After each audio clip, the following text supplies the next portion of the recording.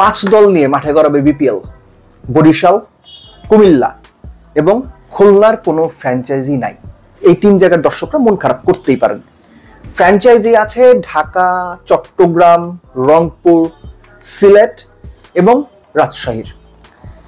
2 কোটি টাকা entry fee জমা দেওয়া হয়েছে। এই এন্ট্রি ফি জমা দিয়ে যে 5টা ফ্র্যাঞ্চাইজি এখনো পর্যন্ত বিপিএল খেলবে বলে আমরা জানি, তারা আগামী 5 দিনের মধ্যে যদি 10 কোটি টাকার ব্যাংক গ্যারান্টি বিসিবিকে না দিতে পারে, তারা কিন্তু ফ্র্যাঞ্চাইজি পাবে না। এটা একটা ভালো উদ্যোগ। এবং সেই ব্যাংক গ্যারান্টি অনেক সময় এরকম হয় যে ব্যাংক গ্যারান্টি দেখানো হয়, টাকা আছে, পরবর্তীতে টাকাটা তুলে নেওয়া হয়। এবার এটা হবে না। টাকা রেখে ব্যাংক গ্যারান্টি দিতে হবে এবং সেই টাকা তোলা যাবে না একটা নির্দিষ্ট সময়, 6 মাস পর্যন্ত বোধ হয়।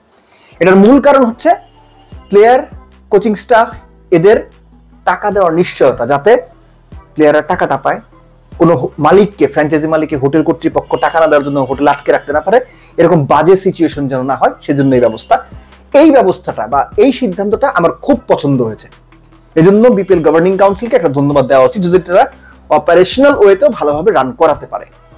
সো ঢাকার ফ্র্যাঞ্চাইজি পেয়েছে আপনার চ্যাম্পিয়ন স্পোর্টস, এরা কারা আমি জানি না। চট্টগ্রামের একটা ট্রায়াঙ্গেল সার্ভিসেস, এরা কারা সেটাও আমি জানি না। রাজশাহী নাবিল গ্রুপ, অনেক বড় গ্রুপ, নামি গ্রুপ।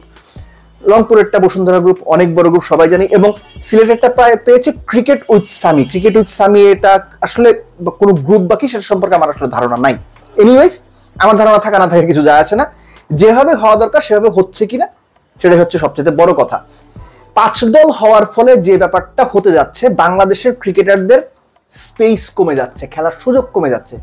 সেখানে খুব স্বাভাবিকভাবেই একজন বাংলাদেশি হিসেবে বা ক্রিকেট নিয়ে কাজ করা একজন সাংবাদিক হিসেবে, আগে কাজ করেছি সেই হিসেবে বলতে পারি, বিদেশি ক্রিকেটারদের সংখ্যা কমানো হোক। 4 থেকে সেটা কমিয়ে 2 হলে সবচেয়ে ভালো, 3-এর অধিক অবশ্যই না।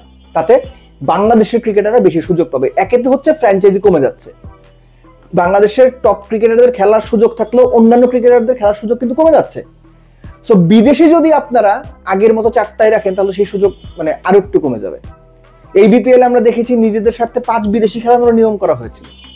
সো দেশের ক্রিকেটারদের বেশি সুযোগ দেওয়ার স্বার্থে বিদেশির সংখ্যা 4 থেকে কমিয়ে 2 করা যেতেই পারে। বিসিবি আশা করি ব্যাপারটা ভাববে। একই সঙ্গে এই যে বিপিএলটা হতে যাচ্ছে, অনেকেই অনেক কথা বলছেন, বিপিএল দেখবো না, বিপিএল বয়কট করবো, আমার ফ্র্যাঞ্চাইজি কুমিল্লা নাই, ডিফেন্ডিং চ্যাম্পিয়ন বরিশাল নাই, খুলনা নাই। মন খারাপ হওয়ার মতো বিষয়। আমি খুলনা বা বরিশালের মানুষ বা কুমিল্লার মানুষ, আমার মন খারাপ হতো, খুবই স্বাভাবিক। কিন্তু বিপিএল এর স্বার্থে একটা সাস্টেইনেবল, একটা স্ট্রং বিপিএল হওয়াটা ইম্পর্টেন্ট। স্ট্রং বিপিএল আমি বোঝাতে যাচ্ছি যেটার কমপ্লায়েন্সটা খুব ভালো থাকে, সহজ করে বললে নিয়ম নীতিগুলো ভালোভাবে চলে, যেখানে টাকা পয়সা পাওয়া নিয়ে কোনো ডিসপিউট তৈরি হবে না। বিদেশি একজন ক্রিকেটার খেলে দেশে ফিরে গিয়ে বলবেন না অমুক ফ্র্যাঞ্চাইজি আমার টাকা দেয়নি।